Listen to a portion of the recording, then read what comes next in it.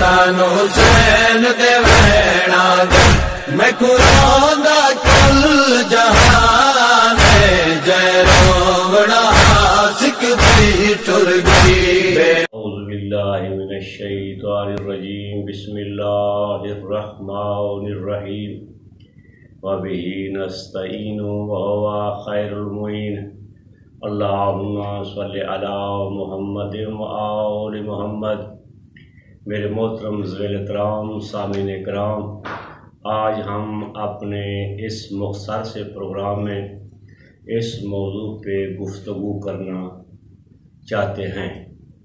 क्या इमाम सय्यदुस्साजिदीन ज़ैनुल आबिदीन अली इब्न हुसैन अलैहिस्सलातु वस्सलाम हकीकत में खून रोए थे या उनका कसरत से गिरिया करने की वजह से मुबालगा के तौर पर उनके रोने को खून के साथ ताबीर किया गया है।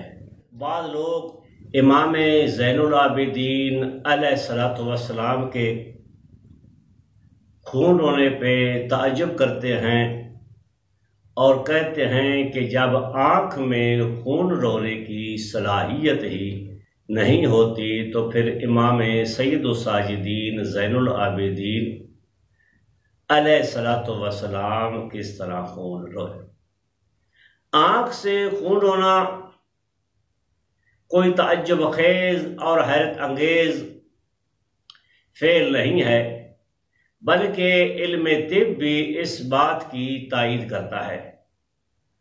चूँकि आँख के अंदर बहुत बारीक किस्म की हुदूदें होती हैं, जब ये हुदूदें गम या मुसर्रत महसूस करती हैं तो दिमाग इनकी तरफ मुतवज्जे होता है और ये हुदूदें एक दूसरे से जुदा हो जाती हैं, जिसके नतीजा में आंसू का अमल शुरू हो जाता है। और आंसू का मस्दर खून होता है, ये जिस मादे से आंसू बनते हैं वो खून होता है। और जब कसरत गम की वजह से ये अमल गैर तबी हद तक पहुंच जाए और हुदूदें एक दूसरे से कसरत से जुदा रहें तो फिर नए सिरे से यही आंसू खून में तब्दील हो जाते हैं और आंखों से आंसू की बजाय खून बहने लगता है। और इसी तरह पिस्तानों के अंदर वाली हुदूदों में असल मादा खून होता है, लेकिन किसी अमले तिब्बी के तहत वो खून वाला मादा दूध में तब्दील हो जाता है और पिस्तानों से दूध जारी हो जाता है। लेकिन कभी कभार किसी बीमारी की वजह से ये अमल गैर तबी हद तक पहुंच जाए तो पिस्तानों से दूध की बजाय खून जारी हो जाता है। यही सूरत हाल आंखों के आंसू की है। अगर अमल तबी हद तक रहे तो फिर आंखों से आंसू जारी होते हैं। अगर कसरत गम या कसरत बुका की वजह से ये अमल गैर तबी हद तक पहुंच जाए तो फिर आंखों से पानी के आंसू के बजाय खून के आंसू जारी हो जाते हैं, क्योंकि आंसू का असल मस्दर खून होता है। और इस चीज का ताल्लुक रोजमर्रा के मुशाहदात के साथ भी है। जब किसी का कोई करीबी रिश्तेदार, भाई, बेटा इस दुनिया से चला जाता है तो उसके करीबी रिश्तेदार उसके गम में इस कदर निढाल हो जाते हैं कि उनकी आंखें गम की वजह से सुर्ख हो जाती हैं। अगर यही गम की कैफियत चंद मरहल आगे सफर कर जाए तो उनकी आंखों से खून का जारी होना भी बईद नहीं होता। हमें सय्यदुस्साजिदीन ज़ैनुल आबिदीन अली इब्न हुसैन अलैहिस्सलातु वस्सलाम की غم اور مصیبت کا اندازہ کون لگا سکتا ہے کہ جس بیمار کربلا امام نے اپنی آنکھوں سے اپنے بابا کے جسد عطر کے ٹکڑے کربلا کی گرم ریت پہ دیکھے، اپنے بھائی علی اکبر کے جگر کا خون کربلا کی گرم ریت پہ بہتے ہوئے دیکھا، عباس کے قلم ہوئے بازو دیکھے، علی اصغر کا ننھا سا لاشا نوکے سنا پہ بلند ہوتے ہوئے دیکھا، مخدرات عصمت و طہارت کے خیام کو آتش کدا بنتے ہوئے دیکھا، علی و بطول کی لاڈلیوں کو بے مکنا سر کوفہ اور شام کے بازاروں اور درباروں میں خطبے دیتی ہوئے دیکھا، تو اگر صبر و حیا کا پیکر امام ایسے خونی مناظر دیکھ کر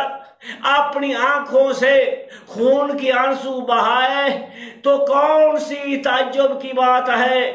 یہ کتاب ہے الآیات و بینات، اس کے رائٹر ہیں الشیخ محمد حسین آل کاشف الغطاء۔